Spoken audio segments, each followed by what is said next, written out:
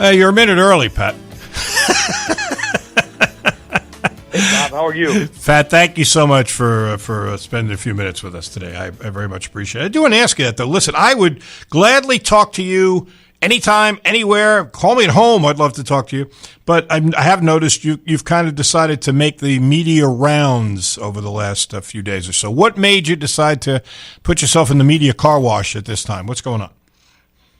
No, I don't know. I mean, I just have a great support staff around me that point me in the right direction, put me in the right positions, just like great point guards do, right? They put you in the right places on the floor, know when to get people the ball when they need the ball. So people in our department and I sat down and we just, we want to do our best to make sure we're connecting with this city, connecting with this fan base, keeping people obviously abreast of what's going on in our program, but excited about the upcoming season. So, hopefully you're okay with it. If not, I can let you go. No. I said at the top, I'll talk to you. You can call every day if you want. To be fine with me.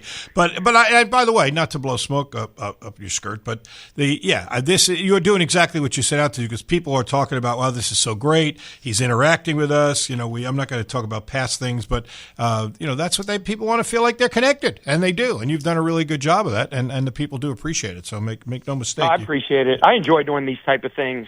I love talking about what I'm passionate about, and that's my team and Louisville basketball and getting this thing rocking. Well, you're like Babe Ruth. You called your shot. You came on when you got the job and said basically you're going to have to put a whole roster together, and I don't remember what time you said, 6 weeks or whatever it was, but you pretty much kept on to schedule there, and you're still adding some walk-on guys. I listen, even if these guys all came in and were considered 1-stars or 2-stars, that doesn't mean much, because Russ Smith came in as a 2-star and wound up being one of the all-time great players this program's ever had. But having said that, is this group that you put together kind of exactly what you went after? It's very good. I think it's a terrific group, and I think you're going to have a really nice season. But be honest, did some fall through the cracks, or were you like, wow, we got everybody we went after? How did it play out for you? No, I love where we're at. I'm totally pumped and excited about the group that we have. To have them here on campus now after 2.5 months of hard work to recruit them, starting with 0 scholarships 70-something days ago, and to have the caliber of team and player and people that we have in our organization now is awesome. And then just, Bob, as you know, as a coach, where you're in your happy place, if you will, where you love to be the most is in your classroom. And your classroom as a coach is, that 94 by 45 foot rectangle, that practice floor. And it's so awesome to have those guys out there starting our summer training. They're working their butts off in the weight room. You probably read some of the things about how much emphasis, the importance that we place on strength and conditioning. We think the toughness and the identity is formed and forged in that weight room with our strength coach, Eli Foy. And, and then to be out on the floor with them, starting to implement our system, starting to implement our terminology, our style of play, how we practice, the whole deal has been awesome. You've got a situation where, this is uncharted waters for college sports. You got a squad that's basically, not all, but basically transfer portal guys, and transfer portal guys don't go somewhere and say, hey, let me go somewhere where I think I'll sit behind 3 people. They all expect to play. What do you talk to them about playing time with this group? And you got a lot of guys who a lot of them came from places where they were very prominent players. How have you addressed that with them, or have you yet?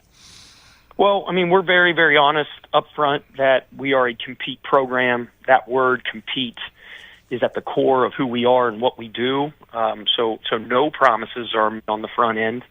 But we say, every single day you're being evaluated. Every single day you have an opportunity to earn the role that you deserve.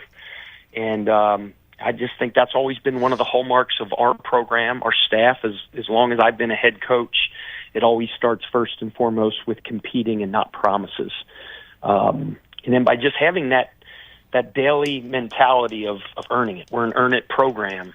I think the true identity of who we want our team to be becomes that when it matters the most, and that's late in the season in March. Yeah. Talking to Pat Kelsey, the coach for the Louisville Cardinals here, I had the opportunity to do not very many. I'll be candid with you. I didn't do a lot of guys' games that are on your roster right now. I had one of Corin Johnson's games. I had Chucky Hepburn game. They both played well, by the way, the games I had them for ESPN.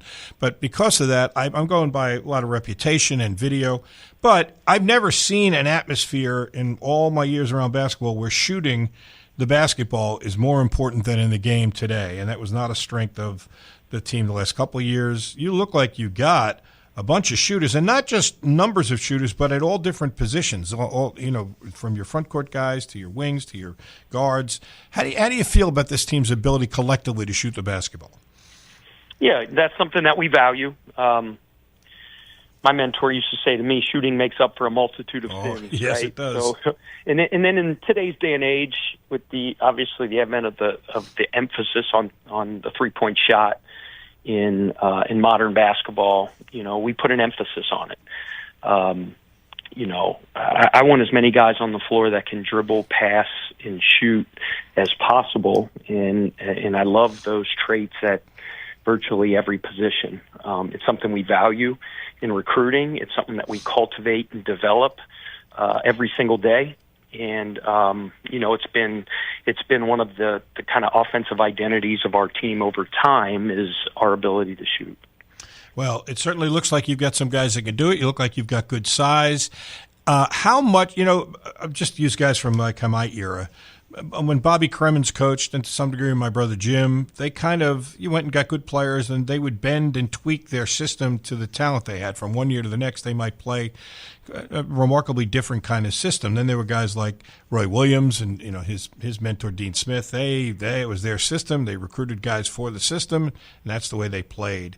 How flexible are you in how you play, and will you bend or shape what you try and do based on as you start working with these guys and seeing what particular skill sets they bring to you? Yeah, no, that's a great question. I think obviously we recruit to our system. We recruit players that kind of fit in the style of basketball that we want to play. But I think all good coaches understand that every team is a little bit different, and it's important, to put your players in the best position possible and make sure you're making adjustments as you get to know your team better for certain things that fit that fit who you are and what you're about.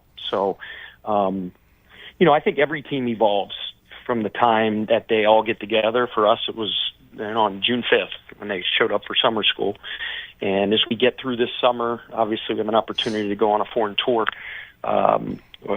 which I probably shouldn't have said that. I think it's going to get to be announced here really soon. But have an opportunity to get some practices in July, play together, and then as we get back together in the fall and start our preseason, we'll have evolved a lot as a team and throughout the course of the season as well. But you said it, 100%, you need to be able to adjust and tweak from time to time based on the personnel and the team that you have. Speaking of playing foreign, Rain, is he in Japan right now? Is that right? I thought yeah, I saw that. Rain is part of kind of the national team funnel, kind of like with the U.S. men's national team. There's there's a group of players with different events throughout the year around the globe. USA Basketball can take players from that group to play in a certain event, and it's very, very similar in Australia. Rain has established himself as, I think, one of the best shooters in the entire world, and has come up in the national team funnel. He went to the Australian Institute of Sport, has had a spectacular career for his first 3 years at Charleston, and he has an opportunity to play with the national team for a 2-game, I think what they call friendly, with Japan. And there's Australian players from all over the country in college basketball, and then some pros as well, that are convening in Japan today as we speak, and they'll have a couple days of practice and play 2 games this weekend. Unbelievable opportunity for Rain. He has represented his country several times throughout the course of his career, both at a young age as he was coming up as in the high school ranks, and then he's also had opportunities to play during his time in college as well. So excited for him. Can't wait to see those games. I call him Big Game Rain. When the lights are on, and is when Rain's at his best. His first significant college game was against North Carolina his freshman year, and I think he had 7 threes. Yikes. So those lights come on, that sucker puts it in the hole.